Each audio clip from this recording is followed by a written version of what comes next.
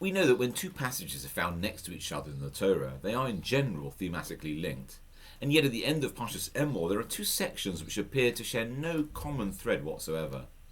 Firstly, we read about the showbread, the lechem hapanim, which had to be baked by the Kohanim and placed on the golden table in the Beis HaMikdash. Following this, there's an incident in which a man blasphemed and cursed God's name.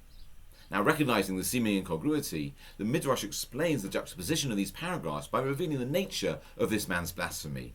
You see, he directs his ridicule towards the rules relating to the showbread and asks mockingly, is it possible that in the tabernacle, the king's palace, bread should be distributed 9 days after it's baked, when it's stale? Alluding to the fact that the loaves of bread that were baked on Friday were only consumed by the Kohanim a week later on the following Shabbos. Now the Alshich explains that actually the bread was of ethereal, almost spiritual nature, virtually beyond the limits of time, and consequently, when it came to be replaced, it still retained its original freshness. So how do you understand the blasphemer's motivation? Well, you see, living in the physical world, we want our reality to reflect this realm. We only like what we can measure, what we can submit to scientific study, things we can understand. We dislike anything that defies disqualification, the supernatural, anything that is beyond our comprehension.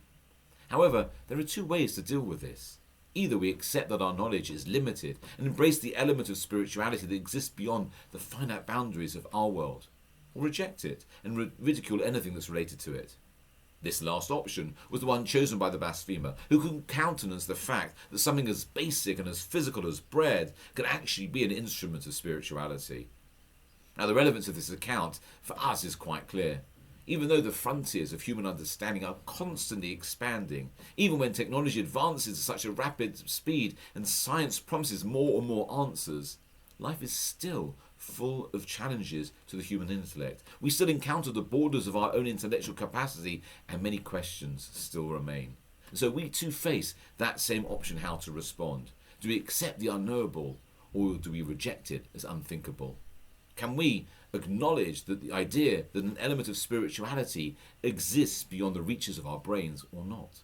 Now, either way, we would do well to bear in mind the majestic words of the prophet Yeshayahu. It says, God, my thoughts are not your thoughts, and your ways are not mine.